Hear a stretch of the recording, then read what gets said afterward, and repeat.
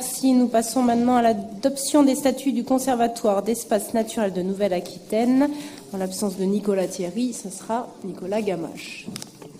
Voilà, un Nicolas en remplace un autre.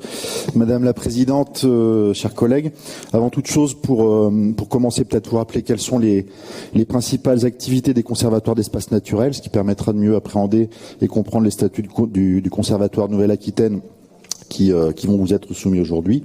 Donc l'activité des conservatoires est centrée sur l'acquisition d'espaces naturels remarquables, sur des travaux de génie écologique, sur la valorisation de sites naturels, sur des études et prestations techniques, ou encore sur des missions d'assistance et de conseil.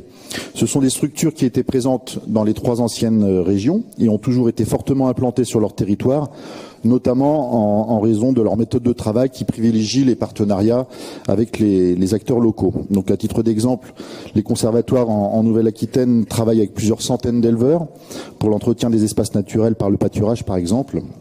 Les conservatoires disposent d'équipes de salariés aux compétences multiples, scientifiques, administratives, techniques. Leur principale source de financement provient bien sûr du conseil régional, qui est le gros financeur, mais aussi des agences de l'eau et des départements. Au moment de la création de la Nouvelle-Aquitaine et de la fusion des 3 ex-régions, la décision a été prise de créer un seul et unique conservatoire en lieu et place des 3 conservatoires existants, sous la forme d'une structure associative unique. Et ceci dans un objectif de cohérence, de lisibilité et d'efficacité. J'ajouterai par ailleurs que cet objectif est partagé par la Fédération nationale des conservatoires d'espaces naturels, souhaitant voir les périmètres des conservatoires correspondre à celui des collectivités régionales. La dynamique de fusion s'est donc mise en place progressivement, voici 3 ans, pour aboutir aux statuts qui vous sont soumis aujourd'hui.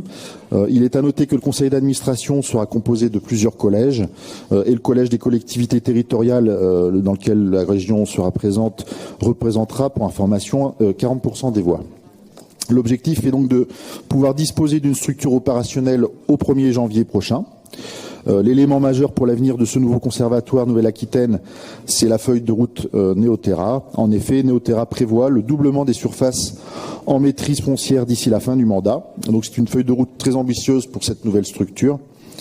Avant de vous conclure et pour vous donner quelques ordres d'idées sur la dimension de cette future structure, qui verra donc le jour, comme je l'ai dit, au 1er janvier, le conservatoire de Nouvelle-Aquitaine, ce sera à sa création, en quelques chiffres, près de 3000 hectares en propriété, autour de 12 000 hectares en convention de gestion, 38 000 hectares en assistance technique, 1250 hectares en location, soit environ 55 000 hectares au total qui seront gérés par le conservatoire.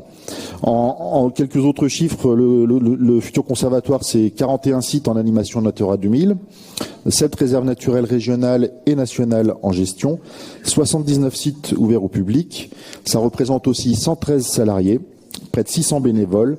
Et je parlais tout à l'heure d'agriculteurs, c'est aussi 310 agriculteurs qui sont partenaires des conservatoires.